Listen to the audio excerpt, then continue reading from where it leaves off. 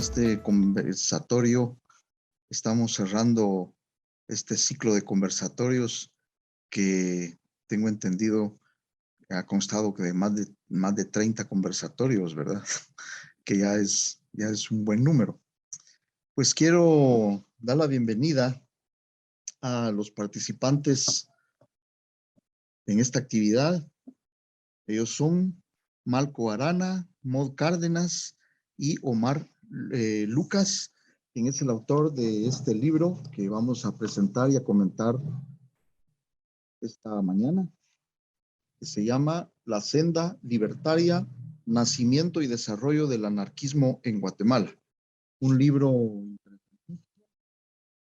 producto de una investigación panorámica que llena un vacío, una laguna en la cultura nacional y especialmente en el ámbito del pensamiento político y social de nuestro país.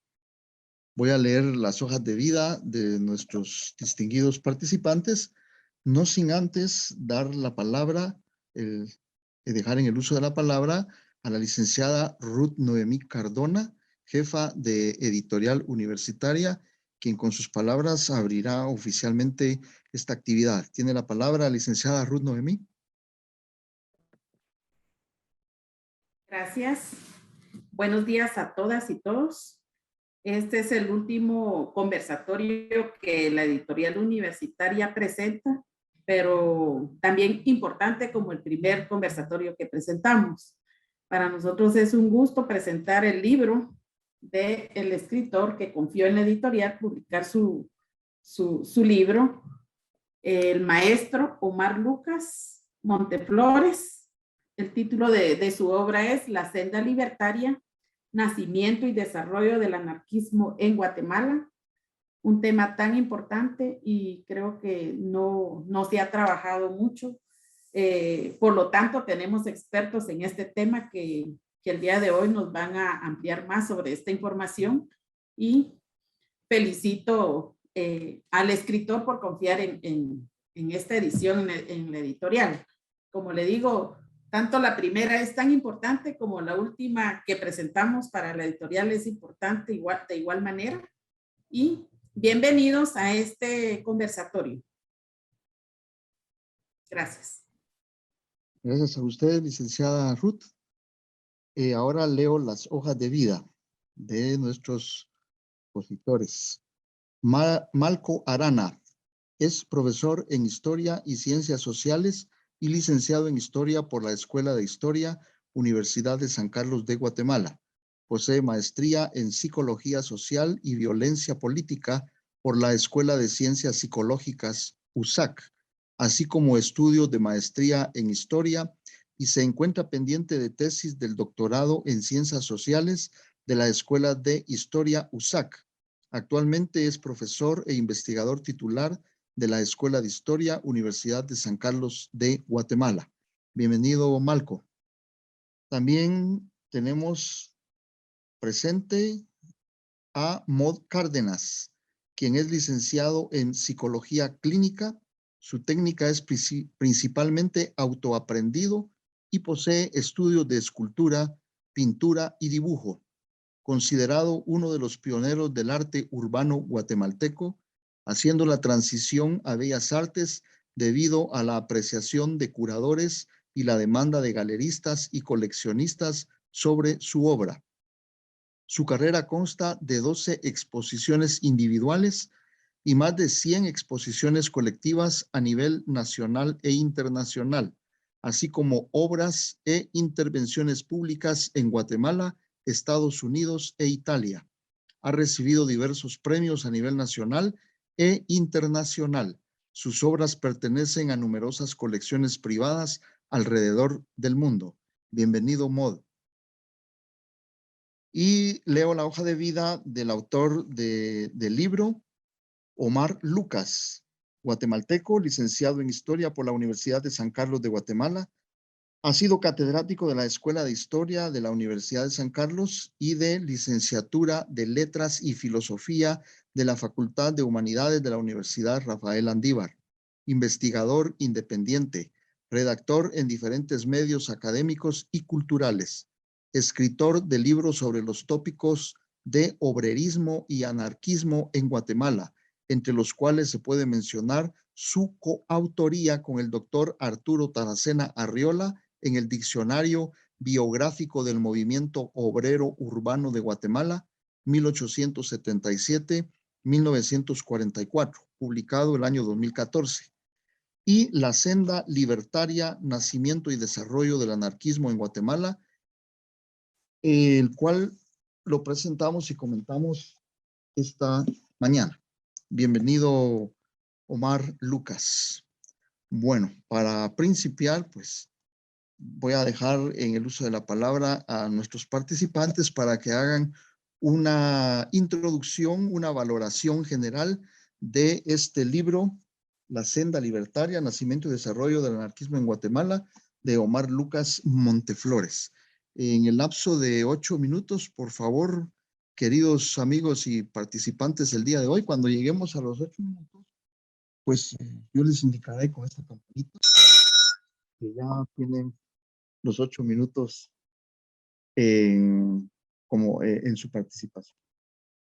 Entonces dejo en el uso de la palabra a Malco Arana. Tiene la palabra, Malco.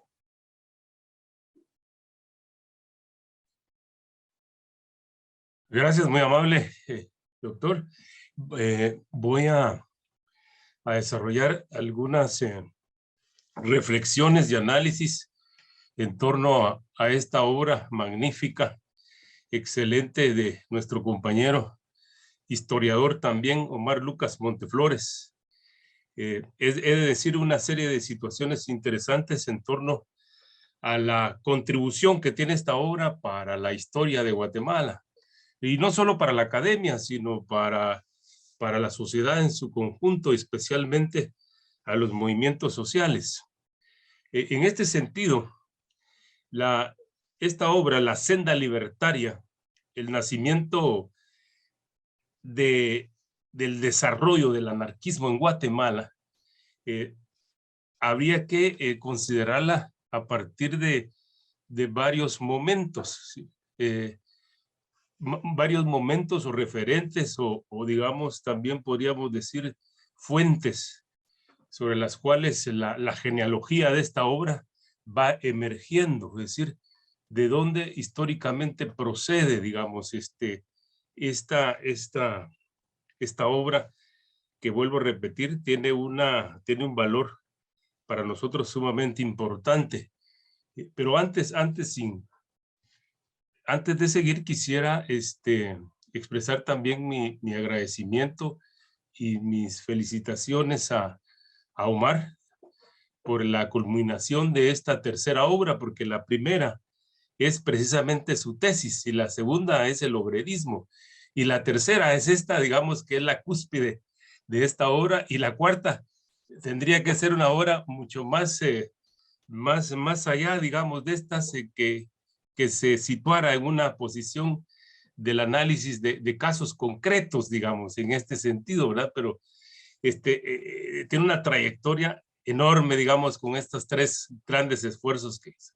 Esto quiere decir que vi el nacimiento de esta obra, ¿sí? Allá por 2014, me parece, o sí, más o menos, por ahí.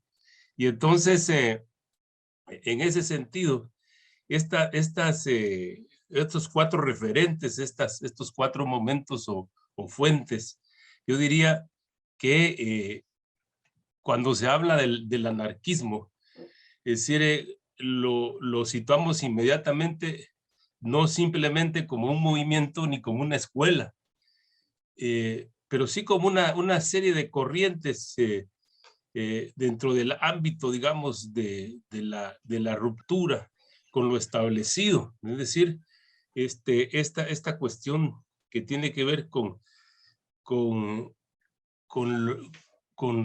digamos,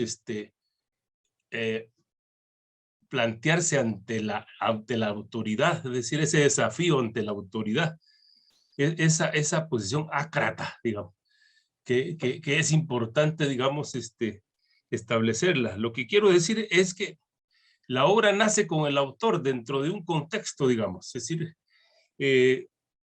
nace dentro de una comunidad, es decir, como problema y como, y como tematización a partir de una serie de situaciones. Entonces es importante, digamos, que una de las principales fuentes, digamos, de esta obra es la misma formación del autor, en este caso de Omar. Es decir, esta formación en la escuela que tiene que ver con una serie de situaciones en un momento de crisis, digamos, de la academia, no solo a nivel, digamos, en Guatemala, sino a nivel mundial, esta crisis de las universidades en los temas relacionados con el empuje, con el desarrollo de las ciencias sociales. Y aquí surge, digamos, en la escuela, digamos, en ese contexto de crisis del conocimiento, surge precisamente el pensamiento crítico, que es fundamental, digamos, lo que está planteando y lo que está contribuyendo Omar. Es decir, está contribuyendo al pensamiento crítico, digamos, y fundamentalmente de esa historiografía que ha quedado, digamos, rezagada, esa historiografía positivista, descriptivista, y que solo se reduce al hecho, digamos. Es decir, no va más allá del hecho, ¿sí? Y se queda, y se reduce también en el pasado por el pasado mismo, ¿verdad? Y sin embargo, digamos, Marx nos trae ese pasado, digamos, y lo va recreando en una serie de etapas y enfocado, digamos, desde el presente, ¿sí? Entonces, en ese sentido, habría que ver que surge, digamos, de un grupo de estudiantes destacados como Omar, digamos, no quiero dejar de mencionar aquí, por ejemplo, a Mario Castañeda, por ejemplo, a Mauricio Shaulón, que surgen en esta ola, digamos, y que los tres, y yo me honro en decir que fueron mis estudiantes y que ahora son mis compañeros, que tienen también una propuesta y una posición académica importante, digamos, en este sentido. La otra fuente, el otro referente, el otro momento, que también se convierte en un aporte, son, o se refiere, digamos, a los trabajos tanto de Julio Castellanos Cambranes como también de este historiador fundamental que es Arturo Taracena, digamos, ¿sí? Que diríamos que son los dos primeros que empiezan a hablar sobre el anarquismo en Guatemala a partir de algún hecho concreto, digamos, ¿sí? Es decir, Arturo Taracena y Julio Castellanos Cambranes son referentes importantes. Y aquí seguro, y me atrevo a decir que el tercero es precisamente Omar Lucas Monteflores, digamos, ¿sí? Que se convierte en el primero en realizar una obra amplia como esta que está presentando el día de hoy, digamos, ¿sí? En ese contexto, ¿verdad? Y el otro referente, que es el referente más procesual, digamos, en términos del devenir de las luchas de los movimientos sociales, especialmente de aquellos que están emergiendo a partir de una matriz que se está constituyendo en Guatemala para el primer cuarto del siglo XX, digamos, que está en la crisis del sistema liberal, digamos, ¿sí? Y por lo tanto está en un proceso de subsunción formal del trabajo al capital, digamos, en ese sentido. Y ahí van surgiendo toda una serie de procesos que empiezan a subordinar digamos, a las capas artesanales y las empiezan, digamos, a concentrar en algunas unidades productivas. Y esas unidades productivas, digamos, va generando un embrión de clase trabajadora, pero sí, repito, en términos embrionarios, digamos, ¿sí? Y con ello va a surgir, digamos, las demandas producto de los procesos de explotación y de subordinación intensiva. Y digamos, también ese proceso embrionario de prolongar las jornadas de trabajo para lograr sacar los plusvalores que estos grupos liberales de esta, digamos, también podríamos decir nosotros, de esta embrionaria burguesía que va a ir surgiendo en esta época, digamos, ¿sí? Que se va a consolidar, por supuesto, hasta la estructuración de la clase urbana, hasta los gobiernos revolucionarios, hasta el gobierno de Arbenz en 1952. Hasta ahí podríamos hablar nosotros de una estructuración de la clase urbana obrera a partir de este momento. Pero lo que estamos viendo acá, digamos, con estas primeras manifestaciones sobre la situación contra la autoridad, estas posiciones ácratas, digamos, contra la autoridad, se van, digamos, a situar a partir de la influencia que tienen los primeros que alzan su voz contra estas injusticias en términos de las relaciones laborales, digamos, ¿sí? Y ahí van surgiendo estas ideas importantes que van a ser incluso cuestionadas, digamos. Una de las fuentes fundamentales de la obra de Omar es el imparcial. Ahí se puede construir una serie de datos que nos permiten, a partir de estas épocas, poder analizar e interpretar estos procesos, digamos, ¿sí? Tal como lo apunta Omar en su obra. Es decir, el sindicalismo entonces va a surgir previamente, digamos, a la constitución, a la estructuración de una clase obrera, ¿sí? En términos mutualistas, por ejemplo. Y aquí podríamos mencionar nosotros una figura importante que Omar cita, que es Antonio Sánchez, cuyo nombre verdadero era precisamente es decir, Antonio Sánchez, pero ahí aparece con el nombre de Alberto Obando Sánchez, digamos, ¿sí? Que es un referente importante para poder situar este cuarto referente o momento o fuente, digamos, sobre las cuales erige su trabajo, construye su trabajo Omar, ¿sí? En ese sentido, entonces, podríamos decir nosotros que esta obra de la senda libertaria habría que verla dentro del contexto del pensamiento crítico, digamos, y aquí podemos nosotros ver todas estas emergencias de movimientos sociales y de autores que lograron en un momento determinado, digamos, colocarse. ¿Por qué? Porque el anarquismo, digamos, independientemente de los términos peyorativos sobre el mismo, dado que no se ha analizado a profundidad, digamos, cómo situarlo en el proceso histórico, digamos, mundial, regional y especialmente, digamos, en el caso concreto de Guatemala. Es decir, había que situarlo a partir no solo, digamos, del hecho como las manifestaciones, sino también las manifestaciones académicas en términos de los procesos de investigación y las contribuciones que se hicieron a lo largo de la historia.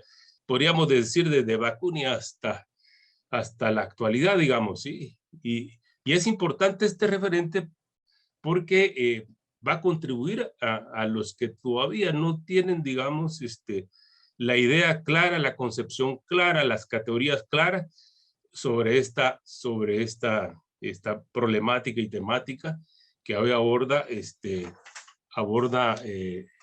Omar de una manera que yo diría excelente y magnífica, digamos, es una contribución para nosotros en la sociedad guatemalteca y en la academia importante.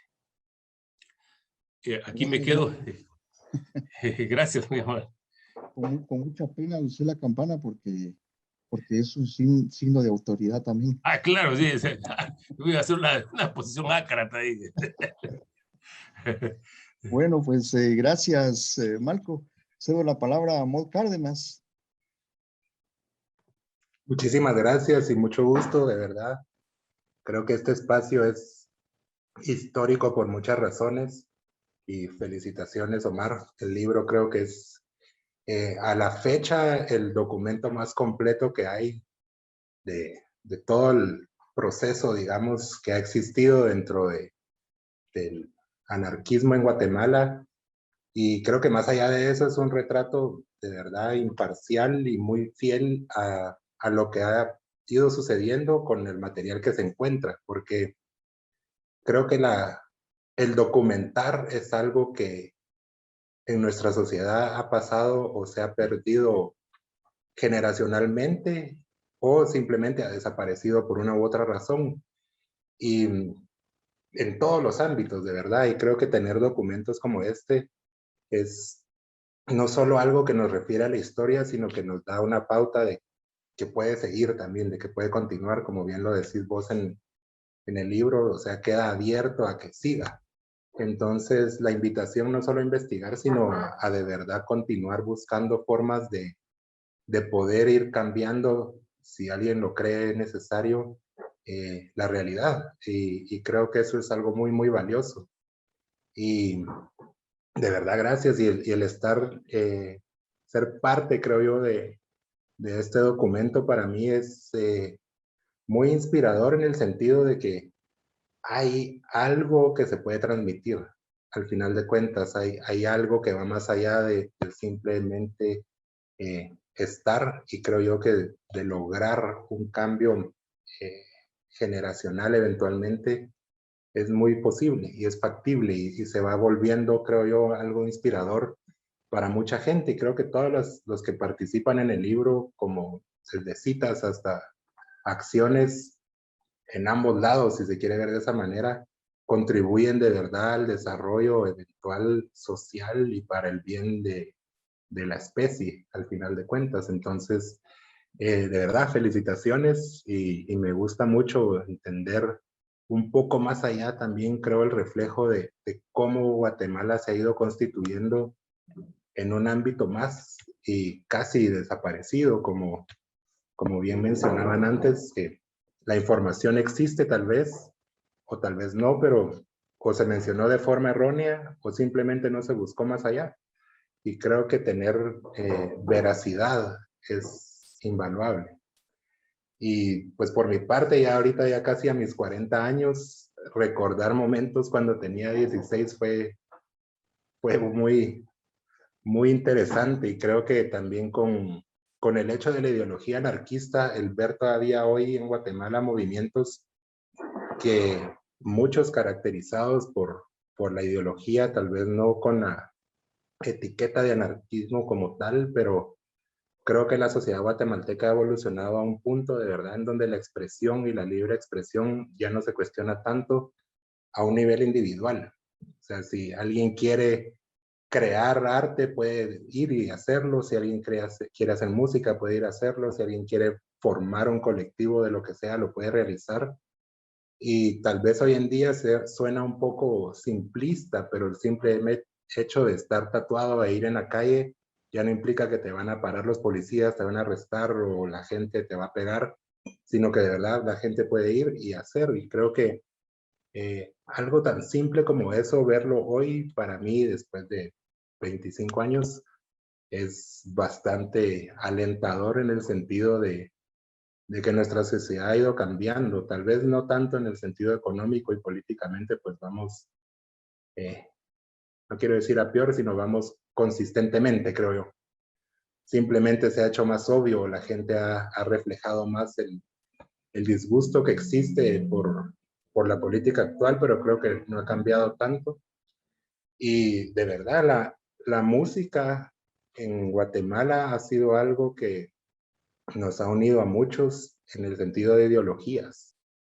Y rescatar eso se me hace bien importante, más cuando miro, por ejemplo, el estado en el que se encuentra desde la Sinfónica, el Ballet Guatemala, hasta la Escuela Nacional de Artes Plásticas, y ver que de verdad las artes llevan a una unificación de pensamiento y al nacimiento de ideas nuevas también. Y me encanta el título, de verdad, de La Senda Libertaria, porque creo que también rescatas una palabra que se ha ido apropiando el otro lado.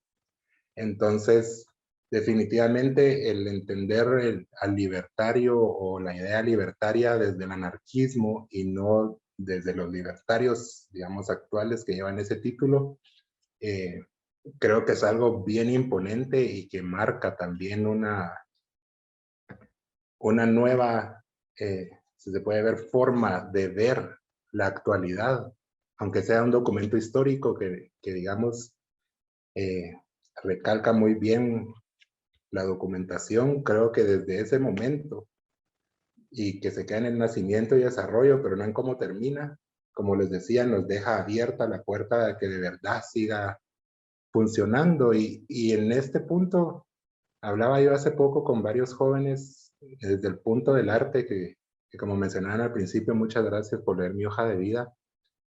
Yo no estudié arte, yo lo hice todo por mi cuenta porque cuando yo crecí pues no había dónde estudiar arte, aparte de la Escuela Nacional, y era bastante complejo entrar. Entonces, de verdad, el anarquismo y la ideología punk me convencieron desde muy pequeño: si querés hacer algo, hacelo.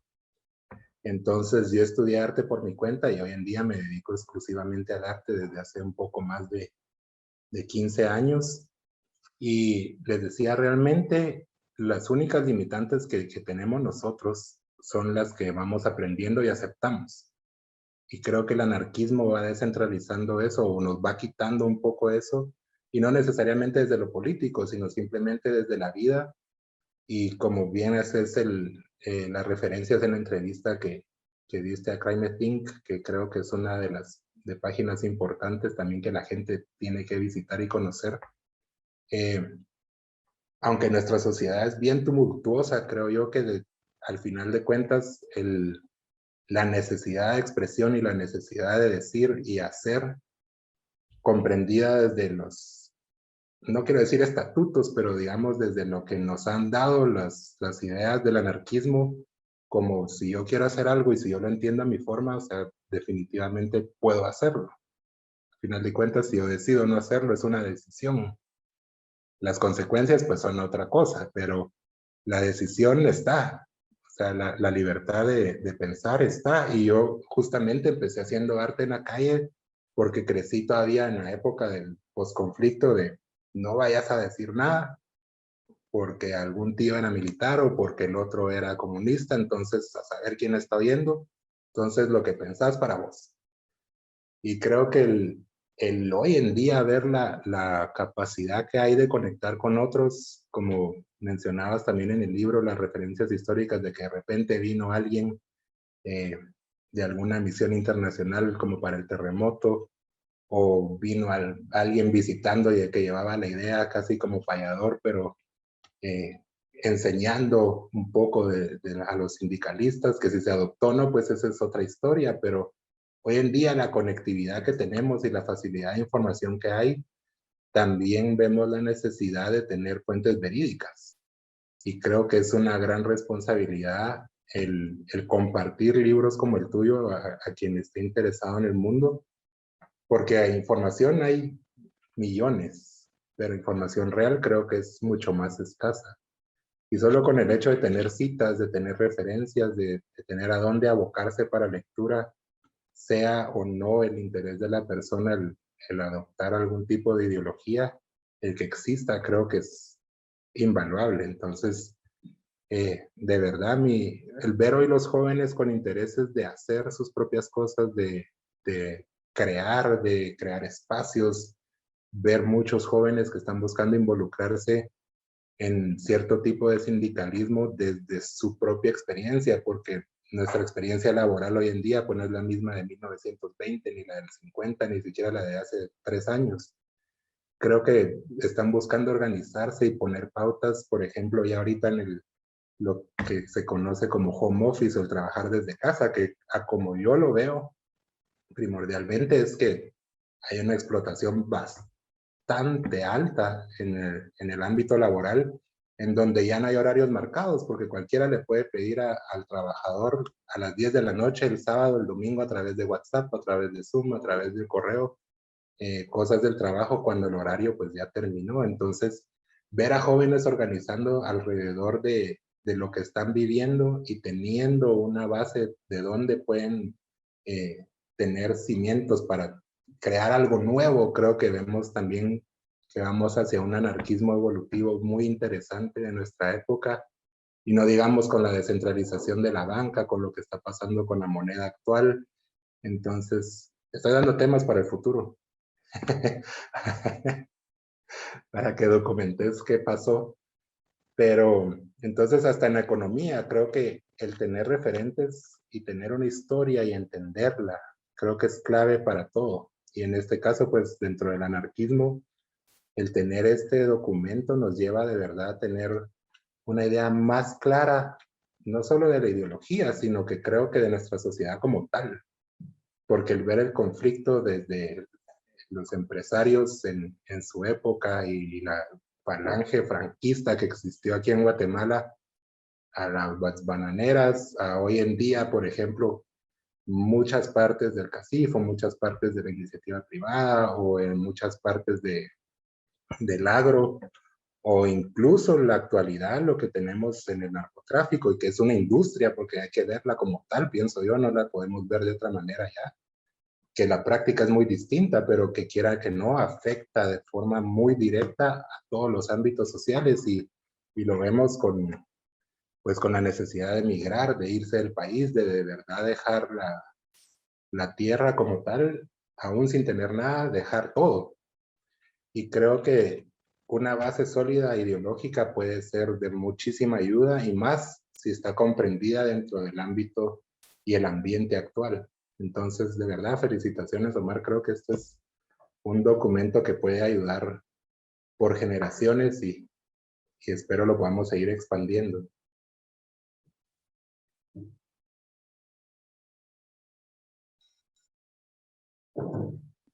Por puro protocolo soné la campana. Ya habías llegado al tiempo, Mod, pero es difícil para mí cortar Sí. así lleva su ritmo, ¿no? La palabra lleva su ritmo. Y mejor ya no voy a usar esa campana. Pero no oí la campana, perdón. Creo que No, la es que tenía en silencio. la toqué cuando ya habías terminado. Ah, ya vio. Cabal. Bueno, Omar, te cedo la palabra para que, pues este es un libro muy reciente, ¿no? Todavía huele a pan horneado. Salió el mes pasado, octubre del 2021, de 2021. Para los participantes en este conversatorio, como receptores, ¿no? Como público, ¿podrías indicarnos, Omar, en qué consiste tu investigación? ¿Cuáles fueron tus expectativas? ¿O si siguen siendo las mismas? ¿O cuáles fueron los obstáculos? ¿Y cuál es la propuesta fundamental con esta investigación que has ya publicado como un libro tan interesante? Y como lo dije al principio, es que viene a llenar un vacío en la historia de las ideas y de los movimientos sociopolíticos del país. ¿Tienes la palabra, Omar? Gracias, gracias Milton, muy amable. Y a mí sí me toca la campana, por favor, porque si no me paso, me pico hablando a veces. Pues bueno, quiero partir, ¿verdad? De dejar constancia de lo emocionado que estoy debido al interés que se está mostrando ante esta publicación. Pero ante todo es el agradecimiento, ¿verdad? Esta no es una obra individual, sino es una obra colectiva. Y creo que aquí en buena medida estamos los que tuvimos que ver en la publicación de esta obra. Partiendo de maestro y licenciado Malco Arana, una persona de mucha influencia para mí académicamente, de los docentes que más valoré en mi formación académica. Y fue él, precisamente, el que dio los primeros pasos para ir creando esa estructura ósea de esta investigación, de lo que hoy es esta investigación. Definitivamente, el licenciado Malco ya forma parte de los anales de la historia del anarquismo en Guatemala. El otro gran personaje y gran protagonista también de la historia del anarquismo en Guatemala, pues definitivamente Mod. Mod es uno de los grandes protagonistas del último capítulo y que vamos a entrar ya a analizar, y que esté aquí él, y creo que es de una u otra manera un reconocimiento a lo que él hizo por la idea, ¿verdad? Por la idea libertaria, y que no se quede como muchas otras personas en el olvido. Entonces, otro gran protagonista. De las otras dos personas, pues obviamente Arturo Taracena Arriola y Cambranes, Julio Castellanos Cambranes, dos profesionales de mucho peso para Guatemala a nivel historiográfico en las ciencias sociales, y que ellos, uno a nivel teórico y el otro a nivel empírico, también fueron de gran influencia para mí ya en este proceso largo de la investigación. No por último, no por ser último, le resta importancia a la editorial universitaria. Definitivamente la editorial universitaria, eternamente agradecidos con ellos también, por haberse sumado a este proyecto de decir, bueno, este es un tema novedoso y necesario para la sociedad académica, para la sociedad y para la academia guatemalteca. Entonces, trabajaron a pesar de las vicisitudes, trabajaron aceleradamente a pesar de muchas situaciones y aquí está ese resultado. Entonces, de ahí parto y quiero dejar constancia que esto es un trabajo colectivo. Este es el resultado de un trabajo que se vino haciendo y como bien lo dicen los principios anarquistas, buscando lo colectivo. Pues, ¿de qué trata el libro? Podríamos, sin caer, como dicen los jóvenes ahora, en spoiler, pero sí adelantar algunos datos que se puede que para ese lector interesado más adelante lo lleve a devorar este libro, a que critique este libro, a que lo discuta, y no, como dice él mismo, a que se le ponga en un pedestal, porque no ese es el objetivo de esta investigación, y no debería ser de ningún tipo de investigación, es el objetivo. Adorar o poner en un estatus no humano una publicación hecha por un humano, y que los protagonistas son humanos precisamente, porque eso es la historia. La historia tiene por protagonismo al ser humano, ¿verdad? Entonces, esta parte de 5 partes, digamos 5 capítulos, en donde la primera, tratando de ir con uno de los principios de la Escuela de los Anales, y es buscar la totalidad, buscar ser una historia que abarque, pues hacemos en esa primera parte un contexto a nivel latinoamericano.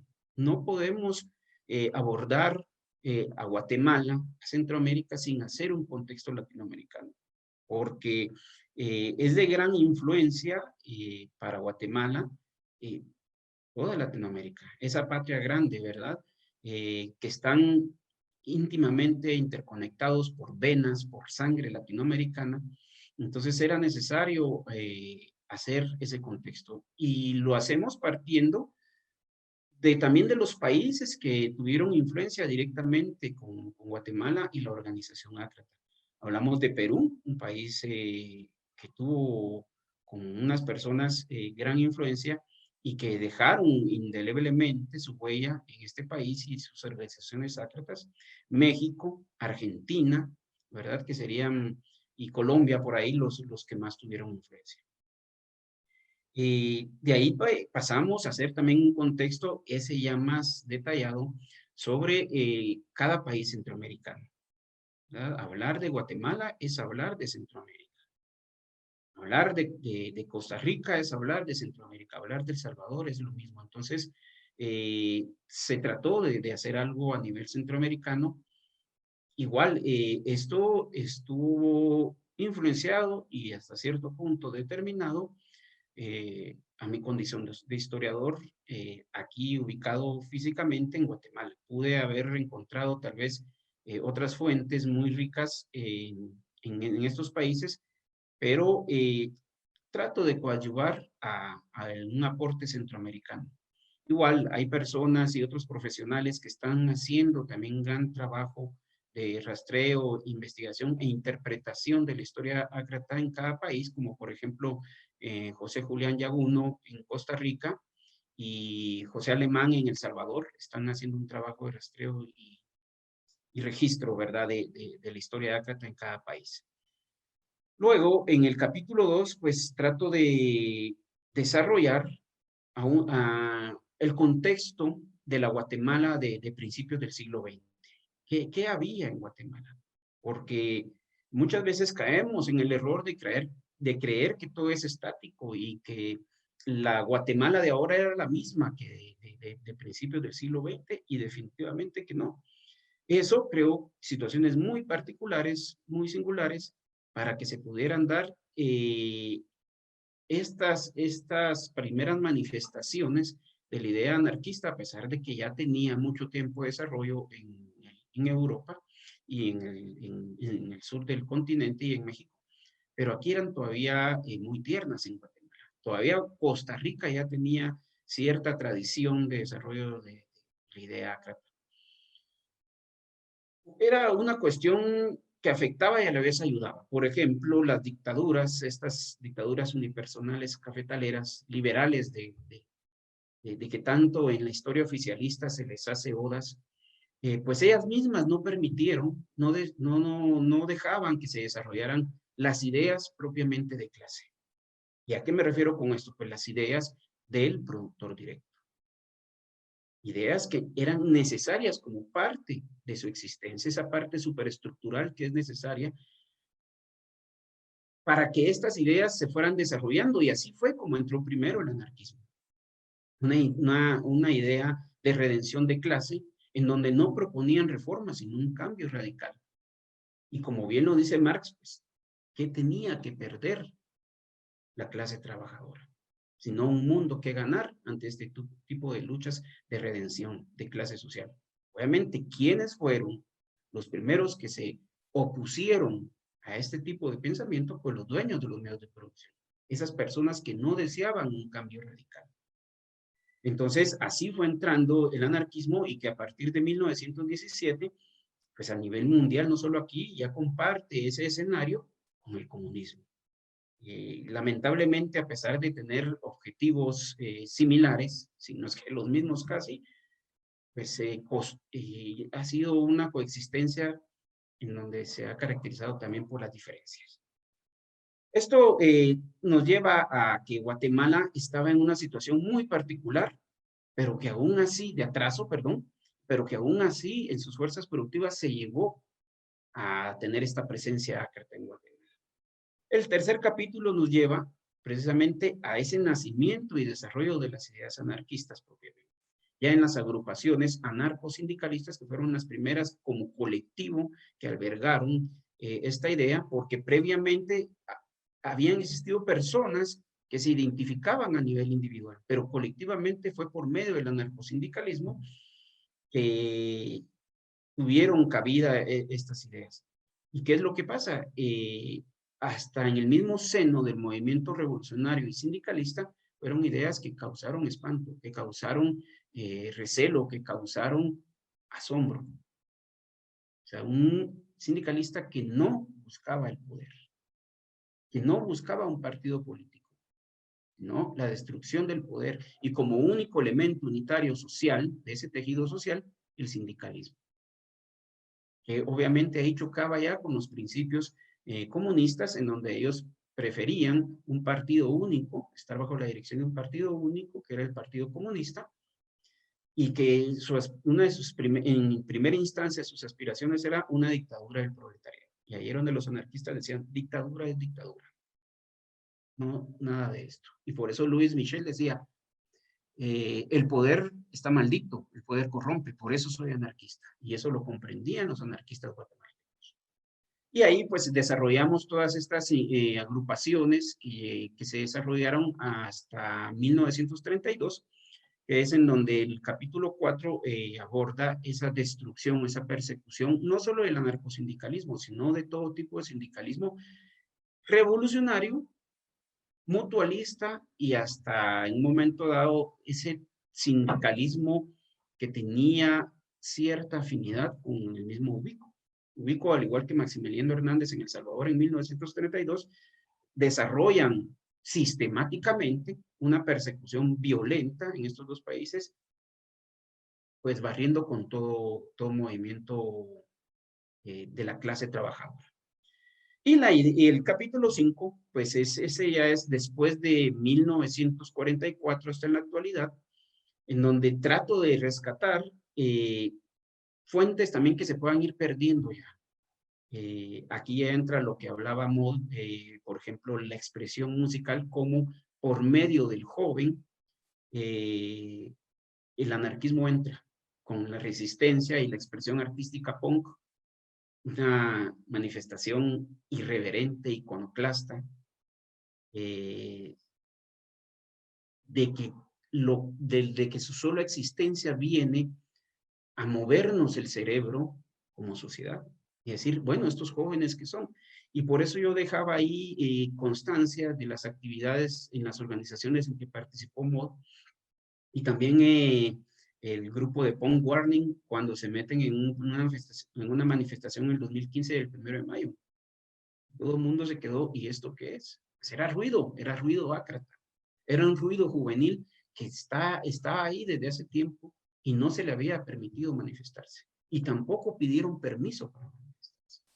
Entonces, el hecho de llegar ellos a la plaza después de manifestar y hacer la caminata del 1 de mayo, y que no se subiera el clásico líder a echarse un discurso inocuo, largo, tedioso, que nadie lo escucha, pues ellos siguieron expresándose musicalmente y artísticamente.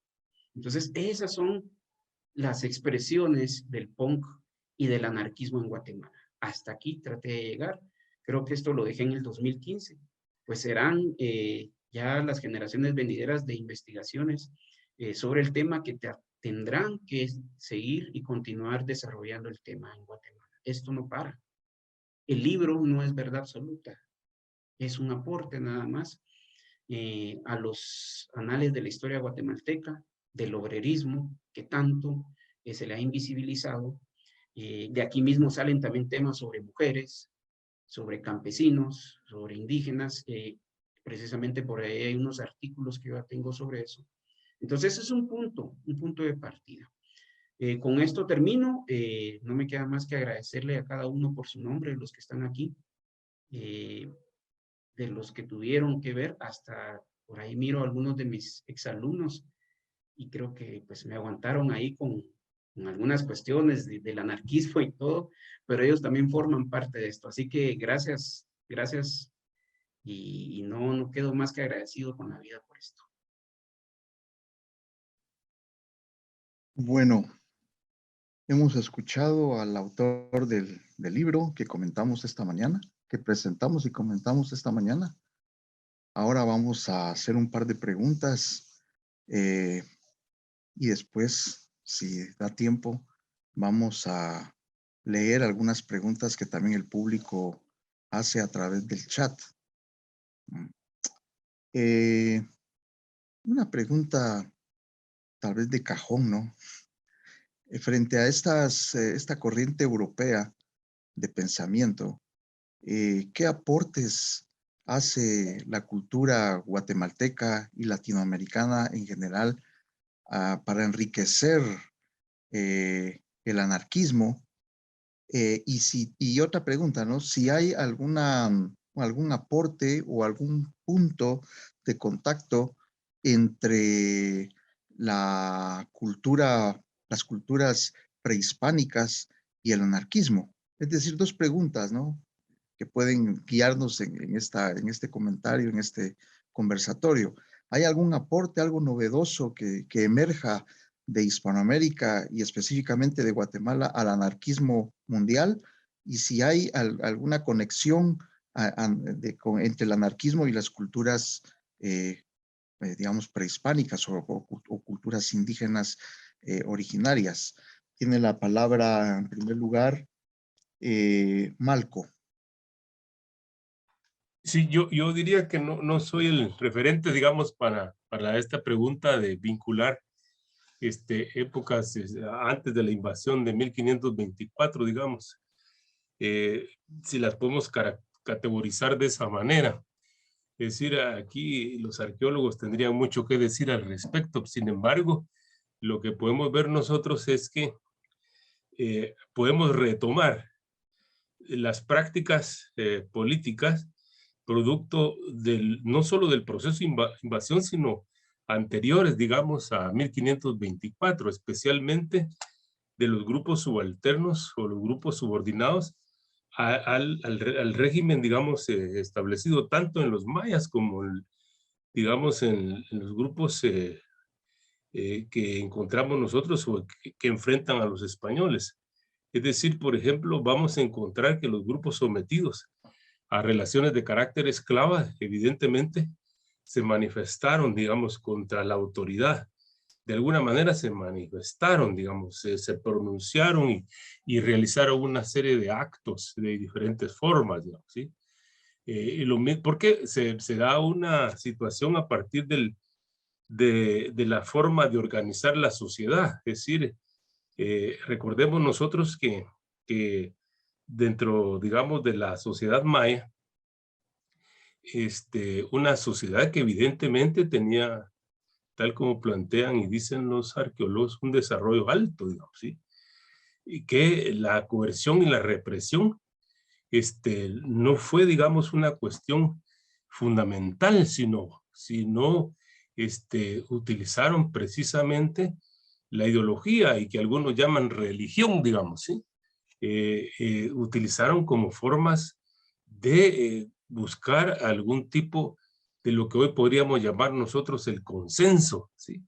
Y con esto lograron gobernar, someter, digamos, las intersubjetividades, es decir, por ejemplo, y todo llevarlo, y que todo tenía respuesta a partir de los dioses, digamos, ¿sí? Dioses evidentemente materiales, visibles, tangibles, digamos, para ellos, digamos, ¿sí?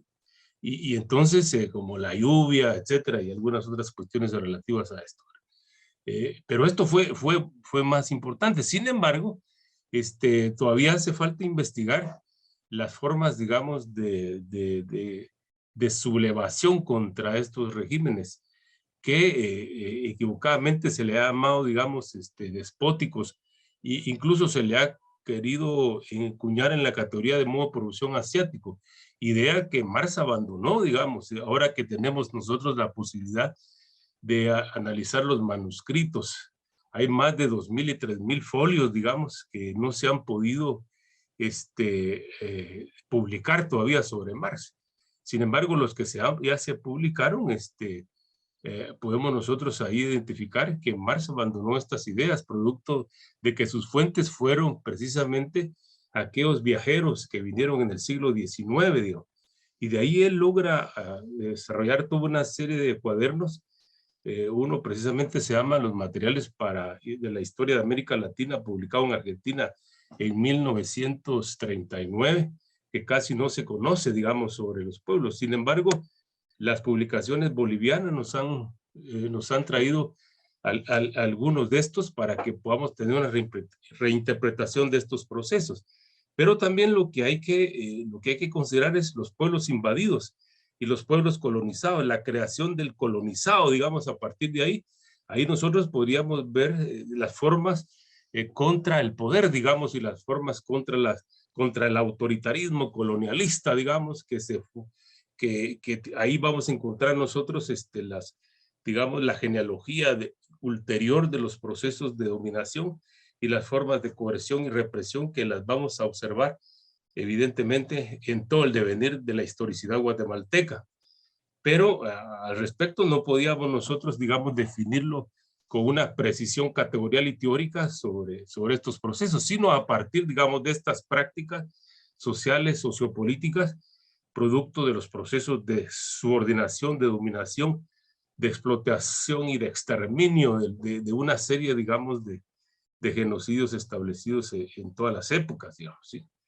Y las formas de levantamiento que hasta la actualidad, digamos, los movimientos más en contra de esta cuestión, de estas formas, digamos, de dominación, es una acracia que va surgiendo, digamos, contra el autoritarismo, digamos, en todas las regiones, contra los jefes políticos y después contra contra los caciques, después contra las municipalidades, después contra las formas de gubernamentalidad en los sistemas liberales. Es decir, y en la actualidad con las formas de control social en el ejercicio de las relaciones de poder en todo el contexto, digamos, de la sociedad guatemalteca. Ahí podemos explorar, digamos, es decir, utilizar, yo diría, digamos, metodológicamente el anarquismo como bien lo plantea Julio Castellanos Cambranes, como una forma, digamos, de reinterpretar la historia, digamos. Eso lo cita Umar fundamentalmente, es decir, cómo podemos nosotros poder profundizar, digamos, como una cuestión metodológica, en este caso, digamos, como un instrumento para poder entender estos procesos, digamos. Ahí podría yo, que hay una veta importante de investigación que había que seguir, ¿sí? Sí, muy interesante, ¿no? Yo les formulé esta pregunta partiendo de un aspecto temporal, ¿no? Las culturas originarias, porque las categorías surgen después, ¿no? Cuando se toma conciencia ya de un fenómeno que se viene manifestando tiempo atrás. Llega el momento en que se toma conciencia de ese fenómeno y surge una categoría. Por ejemplo, en literatura, ¿no? La categoría del romántico. Actitudes románticas hay hasta personajes, actitudes, situaciones románticas hay de la antigüedad griega, pero es el momento en que surge la categoría romanticismo, ¿verdad? Hay un fenómeno también sobre el cual llama la atención el mismo Arévalo, es el servilismo, ¿no? Cuando la incapacidad se hace consciente frente a un Estado represor o frente a la autoridad que es fascista, viene una actitud servil. Y ese servilismo es algo que está tan incrustado, tan tatuado en el alma del guatemalteco que cuesta salir de esa actitud servil frente a la actitud revolucionaria, anárquica, el servilismo como una forma de apaciguamiento, viendo a veces el servilismo hasta como una virtud, ¿verdad? Ahora, por ejemplo, en la actualidad se dice, es que antes se educaba en valores, dicen algunas personas, ¿no? Ya no hay valores. Y confunden la buena educación y los valores con el servilismo. Pero volviendo a las dos preguntas que les planteé, ¿qué nos puede decir Mod Cárdenas?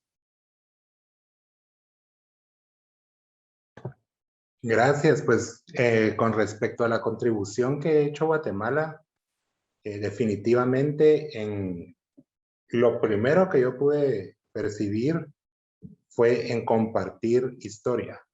Entonces, volvemos a eso. Creo que el llevar a otros países y a otras culturas las vivencias de Guatemala, y no solo dentro del contexto anarquista, sino una historia de verdad, pues que va desde los mayas hasta la actualidad en muchos sentidos, y explicar el contexto en el que funcionan las cosas acá y cómo la injerencia de otras situaciones extranjeras también determinan cómo funciona el país.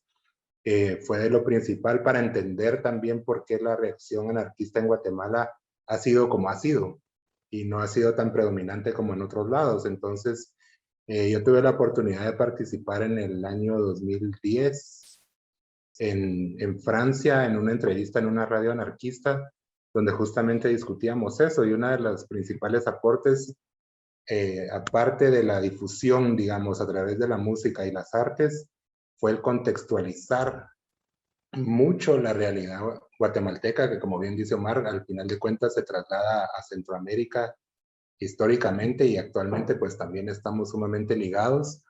Y también hubo muchas publicaciones independientes cortas que se difundieron mucho, propagando teorías a través de arte y a través de planteamientos teóricos pues definitivamente cortos, no solo por el nivel, digamos, de posibilidad que había de publicar, sino también por que era un proceso de aprendizaje aún en esa época.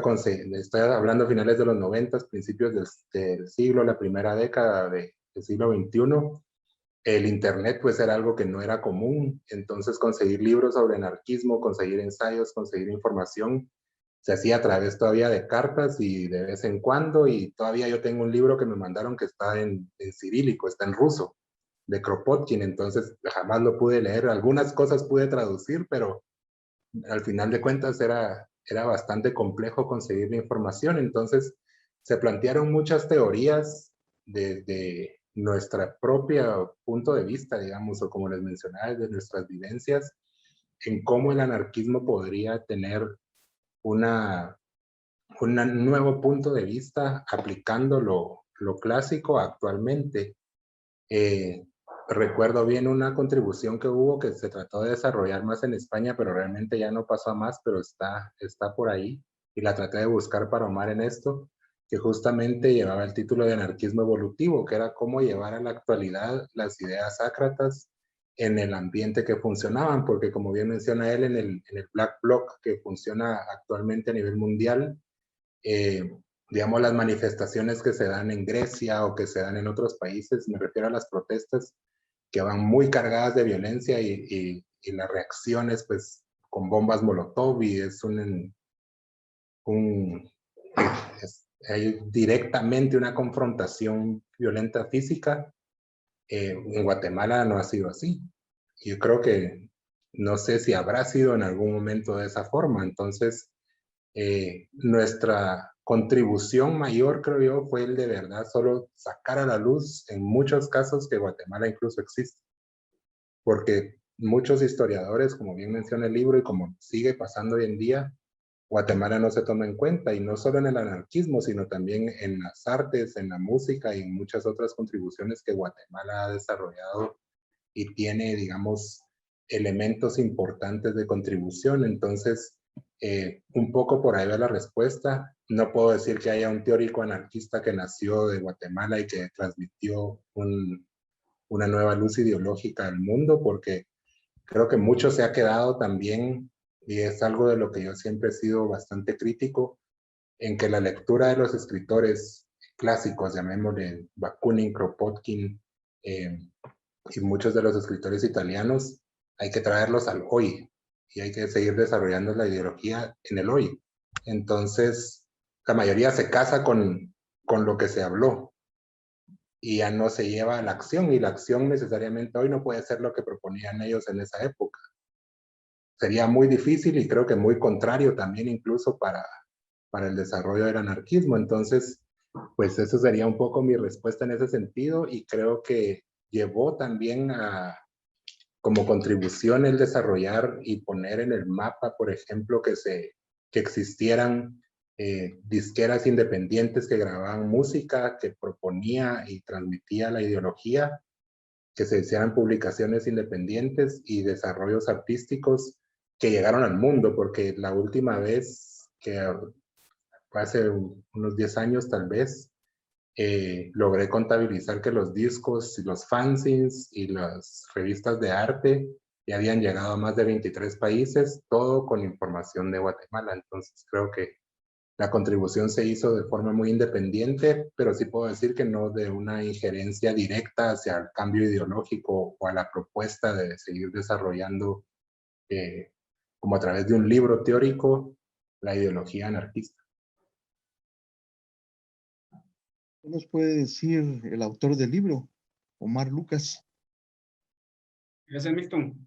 Sí, mire, cuando hablamos de influencia a nivel latinoamericano y sobre la idea, o sea, cuando hablamos de la idea, es la idea anarquista, con el simple hecho que hayan existido hombres y mujeres que hayan abrazado y se hayan identificado con estos pensamientos, ahí hay un aporte. Porque, como bien lo dice Maud, en un momento dado se va a modificar a las condiciones de esa persona o de esas personas, de su colectivo y a nivel social. Claro, siempre existen personas dogmáticas en todos los grupos que hacen al revés las cuestiones, que quieren que las condiciones de un país meterlas a un pensamiento teórico filosófico.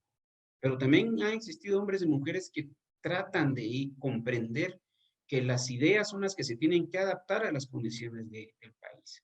Entonces, definitivamente que Latinoamérica ha aportado mucho con su sola vivencia, con la aceptación de tanto trabajador que vino de Europa y que se volvieron latinoamericanos, se les aceptó como latinoamericanos y han coadyuvado a crear esa identificación latinoamericana y de productores directos. Y para mencionar nombres, pues tenemos a dos grandes teóricos mexicanos, como son los hermanos Flores Magón. O sea, ahí solo con eso creo que hay un gran aporte. A nivel centroamericano, si ustedes quieren, podemos mencionar a Omar Dengo, el costarricense, que también aportó mucho.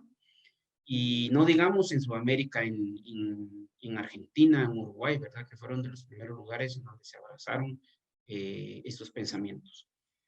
Habla usted de, Milton, a nivel prehispánico, ¿qué identificación se podría tener? Pues mire, eso va más en función del tejido social, porque no se puede hablar de un anarquismo per se en esas sociedades. Está el libro de Carlos Taibo, uno que se llama Anarquistas de Ultramar. Interesante la visión que él da, porque sí se puede decir que entre menos avanzada esté la sociedad, digamos, en esa civilización que tanto se promulga ahora, pues más rasgos anárquicos hay. Y es eso como que es un oxímoron, ¿verdad? O sea, decir, o sea, entre más atrasados, más anarquistas, pues algo así viene siendo. Entonces, si hablamos de las sociedades prehispánicas, tenían elementos y rasgos muy importantes anárquicos, pero no podemos decir que eran sociedades anarquistas. Eso sería idealizar al anarquismo. Es como cuando también hablamos de que las sociedades prehispánicas estaban re bien y todos vivían con flores y maravilla e igualdad antes de la llegada de la invasión española. Eran sociedades, las prehispánicas, tan normales con sus luces y sombras como cualquier otra. ¿Necesitaban del eurocentrismo para seguir viviendo? No. O sea, no vinieron a aportar nada. Pero sí es de comprender de que había muchos rasgos comunitarios, comunales, y esos rasgos son anarquistas, ¿verdad? Como la posesión de la tierra. A nivel prehispánico, eso es un rasgo anarquista. Entonces, la vida comunal en las sociedades entre más atrasadas, digamos, supuestamente son, más se manifiesta. Carlos Taibo también da otro ejemplo. Los piratas, por ejemplo, las primeras organizaciones de piratas que andaban más que todo aquí en las Antillas, pues esas primeras organizaciones, digamos, piratas, se repartían todo el botín por igual. Eso es otro rasgo anárquico, pero no eran anarquistas. Lo mismo, y con esto termino, podemos decir con muchas organizaciones juveniles de la actualidad que ya no están regidas por un poder verticalista, unipersonal, sean de izquierda o de derecha, ¿verdad? Miremos en los movimientos de música, en el rock, movimientos de diversidad sexual, movimientos deportivos. Ahora vemos esas grandes convocatorias que se hacen y vemos en las noches a muchos ciclistas, y ahí no existe aquella cuestión verticalista. Es una convocatoria horizontal y en donde se puede tener casi que el mismo tipo de participación de todas las personas, sean hombres o mujeres. Entonces, el tejido social es uno de los primeros y más sinceros elementos en donde se puede albergar las ideas anarquistas más allá de lo político. Gracias, Omar. Todavía no tenemos preguntas del público, pero no hemos abierto el espacio, creo. Voy a hacer una última pregunta y después le damos la palabra al público. Pero antes quiero dar una información. El libro que estamos presentando y comentando esta mañana, pueden comprarlo en la librería universitaria a un precio de 80 quetzales. Y a partir de enero estará pues en las principales librerías del país. Pero ya lo pueden adquirir en la librería universitaria a un precio de 80 quetzales. Bueno, ahora les formulo la siguiente inquietud. ¿Es el anarquismo un humanismo o un nuevo humanismo? Y si lo es, o si no lo es, ¿qué perspectivas tiene hacia el futuro? Y para asumir una actitud crítica, desde su punto de vista, ¿cuáles serían las principales contradicciones de la corriente anarquista? Prácticamente son tres preguntas, ¿no? ¿Es un humanismo el anarquismo? ¿Tiene futuro? Y si asumimos una actitud crítica, ¿qué contradicciones podemos encontrar en esta teoría sociopolítica? Tiene la palabra, en primer lugar, Malco. Gracias, Milton. Sí, en cuanto a la cuestión del humanismo, yo diría, digamos, que en la medida, digamos, que el anarquismo encuentre un asidero, un arraigo colectivo y genere procesos, digamos, de encadenamiento vincular, digamos, un conjunto de cuestiones relacionales. Es decir, se hace manifiesto, porque evidentemente de manera unilateral no tiene esas posibilidades como cualquier otra corriente, digamos, ¿sí? Es decir, el conocimiento no es ni sus manifestaciones culturales en torno a esto o cuestiones políticas, etcétera. No son cuestiones unilaterales y individuales, digamos, sino es el resultado, digamos, de las relaciones sociales que se entablan en una sociedad. En consecuencia, digamos, la alteridad es un elemento importante que nos permite entender en cualquier corriente, ya sea marxista, marxiana o digamos, en este sentido, el anarquismo, va a generar un proceso de humanización, digamos, ¿sí?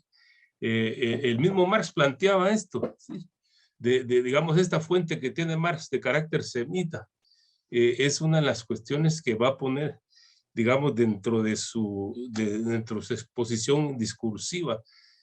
Si uno ve detenidamente, digamos, sus planteamientos, cuando habla, por ejemplo, del fetichismo, es decir, vamos a encontrar el humanismo, digamos, en este sentido, pero Marx se está refiriendo, digamos, a esta parte comunalista, digamos, de los procesos que son soslayados o son, digamos, marginados o son relegados. Y digamos, en este sentido, voy a unir a la tercera pregunta, o a la segunda pregunta, ¿tiene futuro ulterior? Sí hace una relacionalidad, digamos, vincular dentro de la situación. ¿A partir de qué punto? A partir de la alteridad, es decir, la otredad del otro, el otro antes que yo, el otro antes. Es decir, y esto es lo que va a generar, digamos, lo que dice Enrique Dussel, la pluriversidad, digamos, de procesos. Y entonces, en ese sentido, creo que cualquier corriente tendría futuro, digamos, tendría un desarrollo, ¿sí? En ese sentido. Pero la otra cuestión fundamental que no hay que perder de vista es que mientras, y esto lo señalaba Omar hace un momento, mientras hayan contradicciones, mientras hayan antagonismos, mientras hayan conflictos, mientras hayan sometimientos, subordinaciones, etcétera, habrá formas, digamos, de pronunciarse contra, de manera, esto que decía hace un momento, esta cuestión de la acracia contra toda, digamos, superioridad autoritaria, digamos.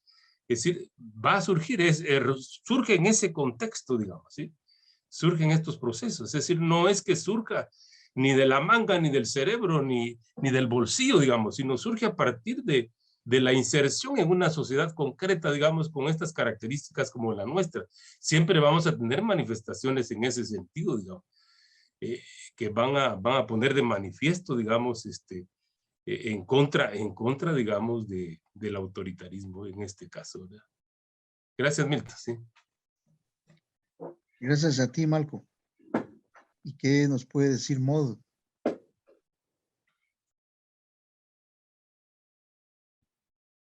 Gracias, pues creo que realmente ha sido algo que incluso se ha debatido y ahí se me escapa ahorita el nombre, pero lo voy a recuperar.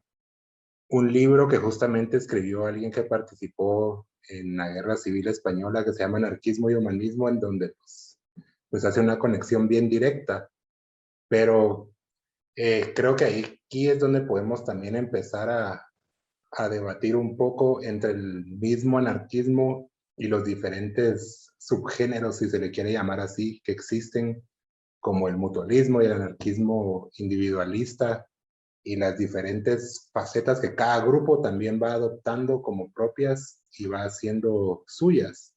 Como bien mencionaba Omar, entonces se adapta también muy regional, y creo que era una de las críticas y de los mayores encuentros que tenían los comunistas y los anarquistas, en donde los acusaban de ser demasiado individualistas y demasiado regionalistas, y que no pensaban en el bien total del ser humano, obviamente a como ellos lo tomaban en cuenta.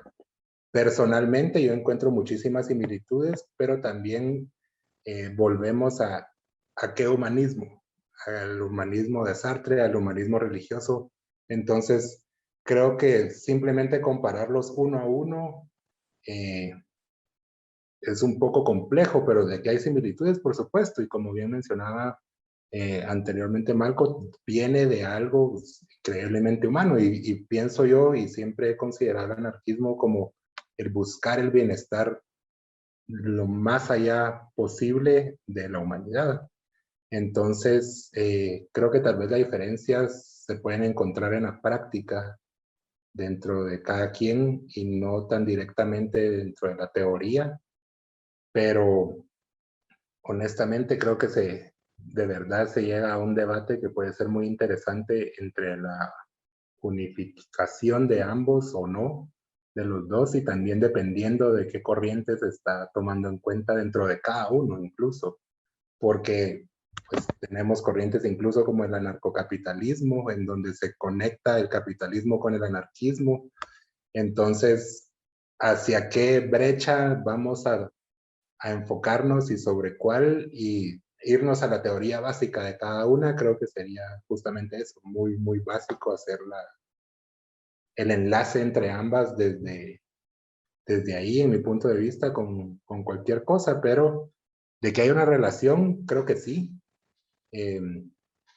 ¿Cómo? Creo que eso es más complejo, pero Camilo Berneri se llama el escritor que les mencionaba al principio, y justamente él habla desde su propia experiencia y hace una contribución hacia la ideología desde sus vivencias, conectándolo con el humanismo y buscando lo más humano, con una crítica muy directa, por ejemplo, hacia cómo se dieron la revolución en Rusia y las acciones que se tomaron violentas, y dejando a un lado eso, como bien pasa con los anarcopacifistas, que definitivamente ni siquiera una propuesta tiene que ir a afectar a alguien en lo más mínimo. Entonces, si vamos al humanismo muy puro, creo que también encontramos una relación bastante directa en el buscar el bien común, muchas veces dejando de lado el bienestar individual, y en muchas partes del anarquismo vemos la principal búsqueda del desarrollo del individuo, siempre dentro del colectivo, pero no olvidándonos que cada quien es alguien muy individual. Y a mí como psicólogo eso es lo que siempre me ha llamado muchísimo la atención, y para mí creo que es donde está ahí más marcado el que continuemos viéndolo como algo utópico y como algo que tiene un desarrollo que va a ser un proceso, creo yo, bastante largo, pero no sé si les dejé más dudas que respuestas, pero creo que por ahí iría mi intervención. Muchas gracias. Gracias, Mod. Dejar más interrogantes que respuestas creo que es mejor. Sí. ¿Y qué Eso es dice Omar? ciencia. Sí. Pues miren, yo parto, si es humanista, parto con una respuesta, con un enunciado que hizo Luis Michel, también una de las grandes anarquistas que yo más admiro. Y decía, arte para todos, ciencia para todos, pan para todos. Si eso no es humanismo, ¿qué es, verdad? O sea, el anarquismo se enfoca en el ser humano. Definitivamente es la razón de su existencia. Como bien hablábamos, ahí está esa deformación que se llama anarcocapitalista. No es nada más alejado que de los preceptos verdaderamente ácratas. ¿Por qué? Porque ellos promueven la ausencia del Estado para que sea el capital que rija la sociedad. Pero ¿en dónde está el ser humano ahí? Y el anarquismo es al revés. El anarquismo es el ser humano primero. Es como la historia crítica. La historia es para explicar lo que ha sido el ser humano en este planeta. Porque les digo a mis alumnos, es que si no está el ser humano presente, por ejemplo, vamos a hacer la historia de insectos, por ejemplo, pero si no aparece el ser humano, es un catálogo. Tienen que estar ahí los biólogos que han dado los pasos investigativos para hacer las diferentes divisiones y todo esto. Entonces, si está el ser humano, es humanista. Claro, como bien dice Mod, habría ya posteriormente definir qué tipo de humanismo y todas estas vertientes que hay. Futuro, pues también queda muy subjetivo esto, Porque si hay futuro para la humanidad, hay futuro para el anarquismo. Si hay injusticia, va a haber esa voz de resistencia ácrata que va a abogar por ella. Pero también tenemos otras posiciones como, por ejemplo, las nihilistas imperfectas que llamaba Nietzsche, manifestadas en el punk, como por ejemplo cuando Sex Pistols dice no hay futuro. Y esa frase está muy, pero muy bien analizada. O sea, no es una frase tirada solo así. Entonces, el anarquismo va el futuro está en función de lo que está imperando, las relaciones imperantes en la sociedad y la conciencia que se pueda tener como clase, esa parte superestructural, si el productor directo en un momento dado coge esa parte de conciencia de clase.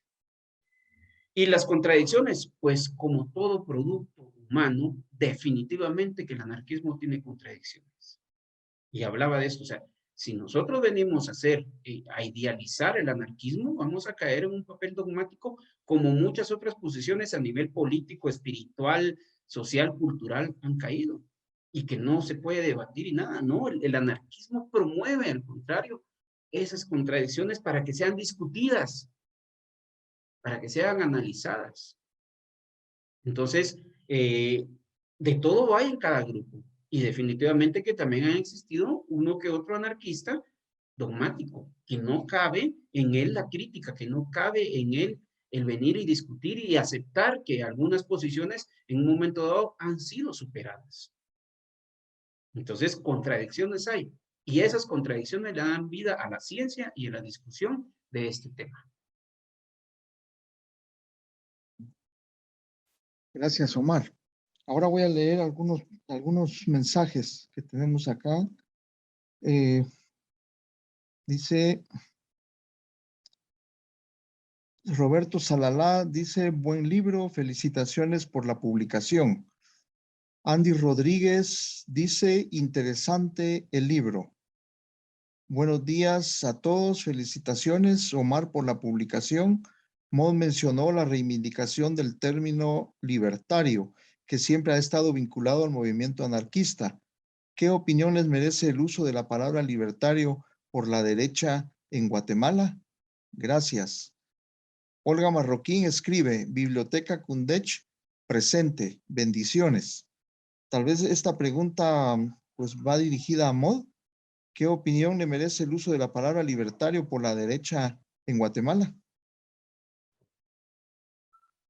Pues realmente creo que la definición de las palabras está muy bien marcada desde que se definen como tal, ya sea por la Real Academia o se le da definición en algún contexto de documentación.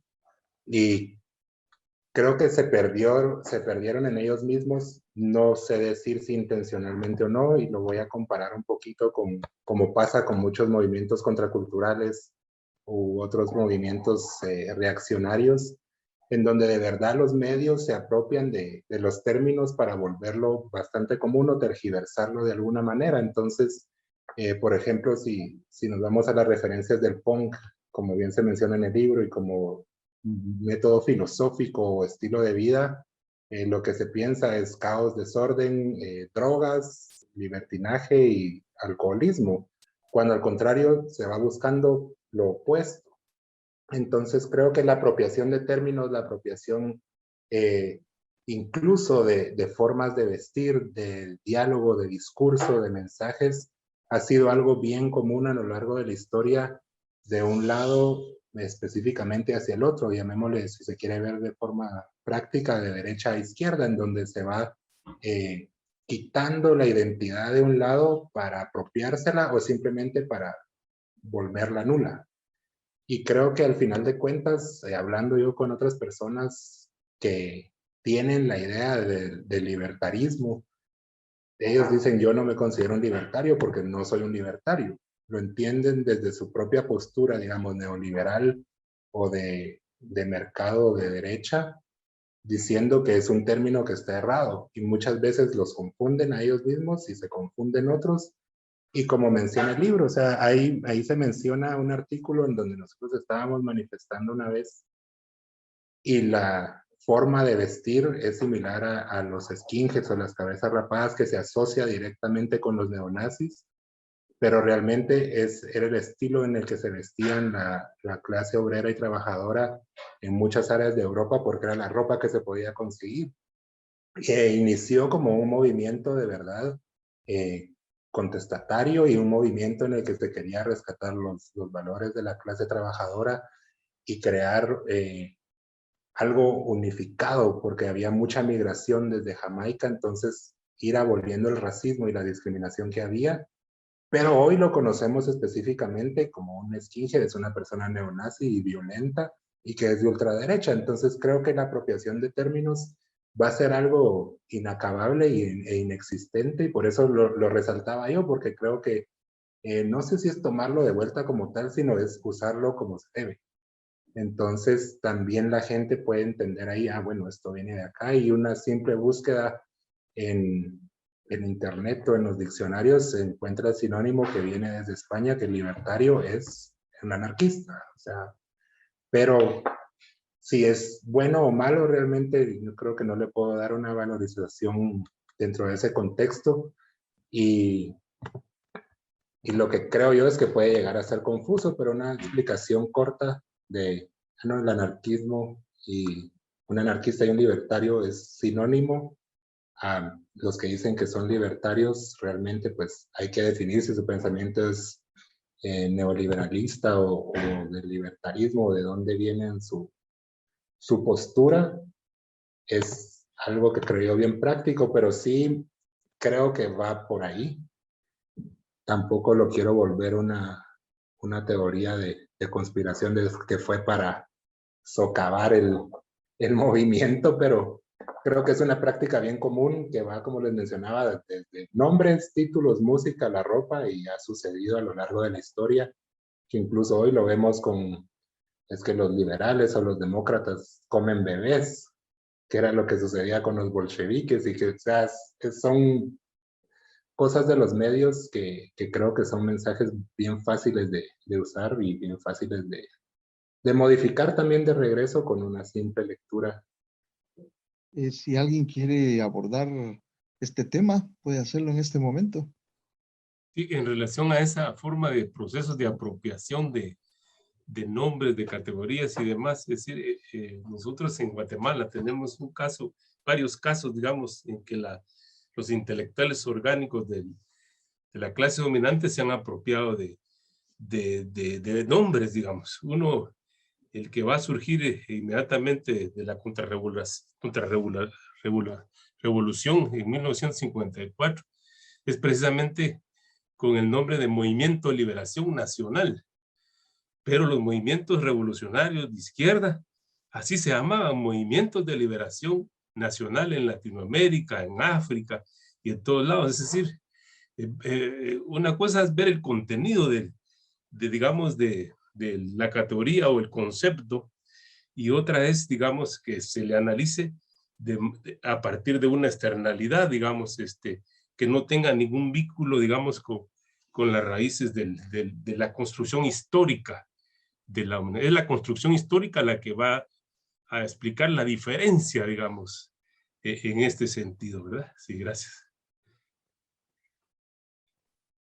Gracias, Malco. Omar. Pues creo que los compañeros efectivamente respondieron ahí la interrogante, aclararon mucho, explicaron mucho, que es lo importante de esto.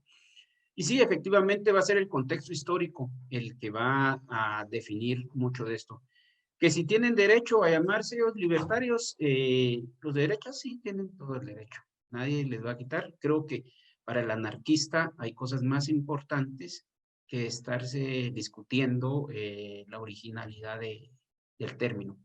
Pero creo que así como son ellos amantes del capital y defensores a ultranza del mercado, pues que vayan y que lo registren, que lo hagan una marca registrada, ¿verdad? Tal vez así podrán ellos tener la exclusividad del término, pero de otra manera no lo veo, porque el anarquista históricamente es libertario. Pues hemos llegado al final de este conversatorio. Les deseamos unas felices fiestas de fin de año que la pasen en paz y que vivan mucho y bien.